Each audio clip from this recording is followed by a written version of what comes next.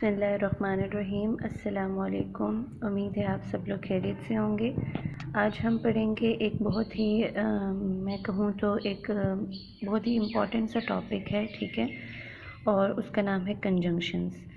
Conjunctions को ज़रूरी है इसलिए पहले पढ़ना क्योंकि अगर आगे मैंने आप लोगों को टाइप्स ऑफ सेंटेंसेस करवाने हैं, ठीक है, और सेंटेंस करेक्शन या सेंटेंस स्ट्रक्चर करवाना है इंशाल्लाह, तो उसके लिए ये कंजंक्शंस का टॉपिक अच्छे से समझना बहुत ज़रूरी है क्योंकि वहाँ पर बार बार हम जिक्र करेंगे कि जब ये वाला कंजंक्शन आएगा, जब ये वाला कंजंक्शन आएगा, तो इसलिए कंजंक्शंस और फिर टाइप्स ऑफ कंजंक्शंस को समझना ज़रूरी है।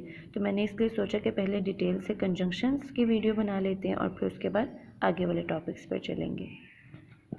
अच्छा जी, तो सबसे पहले देखते हैं कि कंजंक्शन होता क्या है। तो कंजंक्शन हम सबको पता है कि एक पार्ट ऑफ स्पीच है जो कनेक्ट करता है वर्ड्स को, फ्रेजेस को, क्लॉजेस को और सेंटेंसेस को। अगर मैं कंजंक्शन को एक निक नेम दे दूँ लिंकिंग वर्ड्स, तो ये गलत नहीं होगा, ठीक है। Conjunction act as a linking word. वो दो वर्ड्स के, दो फ्रेजेस के, दो क्लॉजेस के, दो सेंटेंसेस के दरमियान कनेक्शन का काम करता है, लिंकेज का काम करता है, ठीक है। For example, I have 2 goldfish and a cat. 2 goldfish और अ कैट को कनेक्ट कर रहा है एंड, जो एक कंजंक्शन है, ठीक है। अगली एग्जांपल देखें, she was tired but she was cheerful. ये एक मतलब क्लॉज है और ये दूसरा क्लॉज है, दो क्लॉजेस को कनेक्ट कर रहे हैं, एक conjunction. She is my friend and I like her, ठीक है, ये भी दो क्लॉजेस को कनेक्ट कर रहे हैं एंड, ये कंजंक्शन है। अब कंजंक्शन की कुछ टाइप्स हैं। कौन कौन सी टाइप्स हैं? कोऑर्डिनेटिंग कंजंक्शन, सब ऑर्डिनेटिंग कंजंक्शन, कोरिलेटिव कंजंक्शन और कंजंक्टिव एडवर्ब्स। ये 4 टाइप्स है कंजंक्शन की। इनको समझना बहुत ज़रूरी है, बहुत गौर से सुनिएगा, ठीक है। और इनके अंदर जो जो मैं बताऊंगी उसको ज़रूर आप लोगों ने लिख कर इसको याद कर लेना है। जैसे मैंने आपको स्टार्ट में बताया कि आगे हमें इनकी ज़रूरत पड़ेगी, इसको समझना और याद करना बहुत ज़रूरी है। चलिए शुरू करते हैं। कोऑर्डिनेटिंग कंजंक्शन से। कोऑर्डिनेटिंग कंजंक्शन वो सिंगल वर्ड्स होते हैं, याद रखें, कोऑर्डिनेटिंग कंजंक्शंस सिंगल वर्ड्स होते हैं जो लिंक करते हैं इक्विवेलेंट ग्रामेटिकल एलिमेंट्स। इक्विवेलेंट का मतलब क्या है कि नाउन को नाउन से, वर्ब को वर्ब से, ठीक है, क्लॉजेस को क्लॉजेस से, फ्रेजेस को फ्रेजेस से, ठीक है। और जो आइडियाज़ ये कनेक्ट करते हैं ना, वो आइडिया यानी जो सेंटेंस के अंदर अगर दो आइडियाज़ को ये कनेक्ट कर रहा है तो वो पूरे दो आइडियाज़ एक ही सेंस दे रहे होते हैं, एक ही बात कर रहे होते हैं, ठीक है। The ideas being connected carry the same weight in a sense.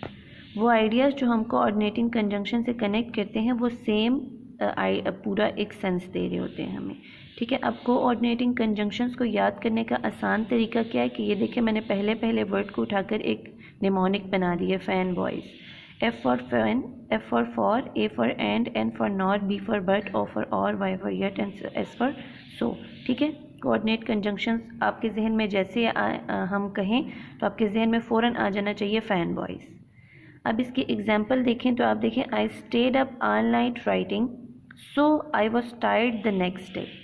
अब मेरा ये I was stayed up all night writing और I was tired the next day, ये देखो एक ही आइडिया है, एक ही पूरा आइडिया मिल रहा है कि पूरी रात लिखने की वजह से, जागते रहने की वजह से मैं अगले दिन भी थका हुआ था।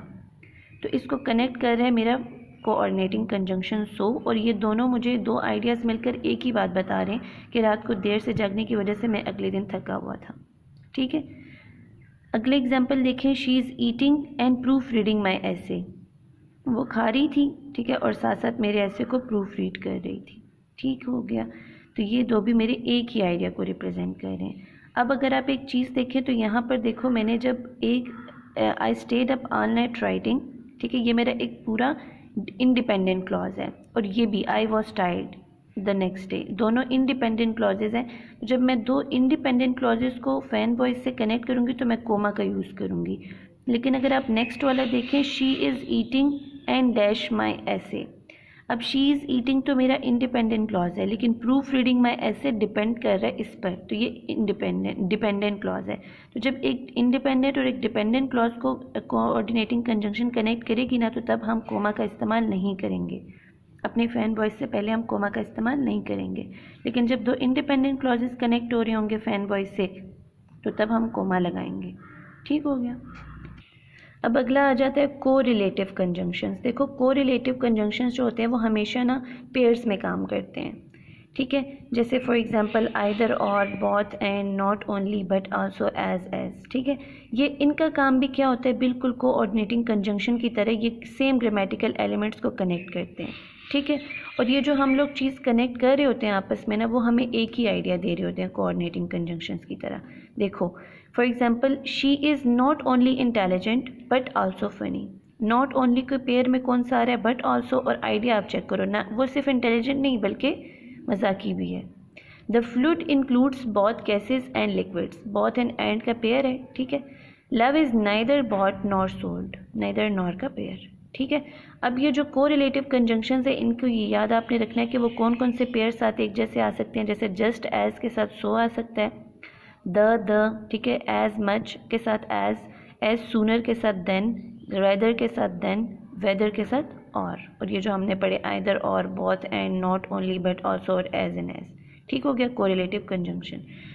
अब है सब ऑर्डिनेटिंग कंजंक्शंस।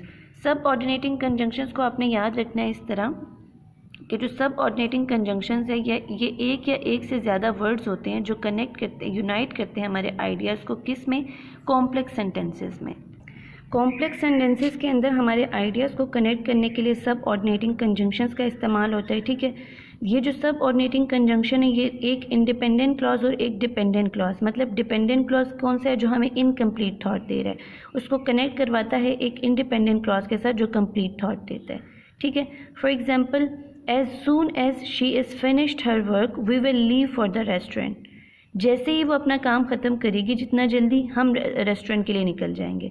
अब ये एज सून एज आप देख सकते हैं मेरा सब ऑर्डिनेटिंग कंजंक्शन है। ठीक है, और ये जिसके साथ लगा होगा, जिस क्लॉज के साथ, वो क्लॉज मेरा डिपेंडेंट क्लॉज कहलाएगा या सब ऑर्डिनेट क्लॉज कहलाएगा।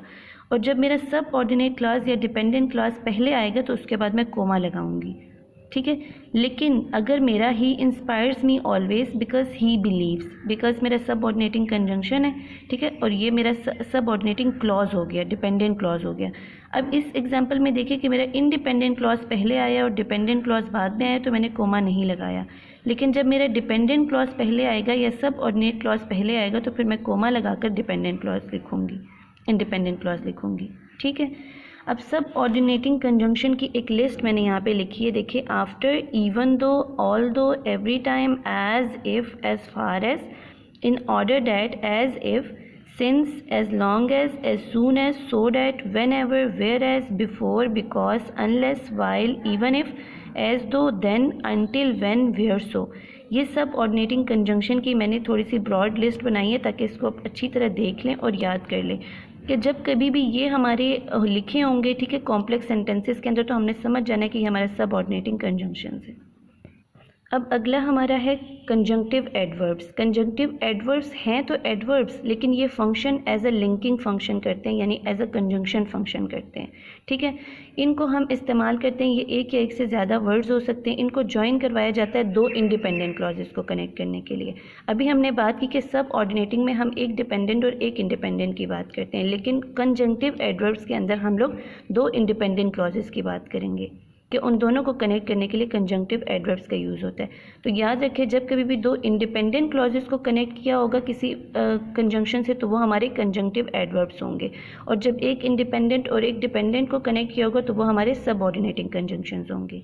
ठीक है, अब कंजंक्टिव एडवर्ब्स की लिस्ट आप लोग देख लें, accordingly, further more, more over, again, similarly, hence, ठीक है, नेमली, however, nevertheless, uniquely, then, next, almost, thereafter, eventually, now, thus, finally, likewise, furthermore, meanwhile, perhaps, indeed, undoubtedly, besides, incidentally, otherwise, regardless, comparatively, contrarily, in fact। ठीक है, अब इसके examples आप लोग देख लें कि she went into the store, फिर however, she didn't find anything she wanted to buy। सबसे पहले देखिए, ये मेरा एक इंडिपेंडेंट क्लॉज है, इसमें मेरा सब्जेक्ट भी है, वर्ब भी है और ऑब्जेक्ट भी है, कंप्लीट सेंस भी दे रहा है। दूसरा इंडिपेंडेंट क्लॉज ये है, she didn't buy anything she wanted to buy. अब इन दो इंडिपेंडेंट क्लॉजेस को कनेक्ट कर रहा है मेरा कंजंक्टिव एडवर्ब। ठीक है, इसी तरह, I like you a lot, in fact I think we should be best friends. ये मेरा एक इंडिपेंडेंट क्लॉज है और ये मेरा एक इंडिपेंडेंट क्लॉज है, दो इंडिपेंडेंट क्लॉजेस को कनेक्ट कर रहा है कंजंक्टिव एडवर्ब। अच्छे से ये कंजंक्टिव एडवर्ब की लिस्ट आप लोगों ने याद करनी है और सबऑर्डिनेटिंग कंजंक्शंस की लिस्ट याद करनी है। इन दोनों को मिक्स नहीं करना, ठीक है।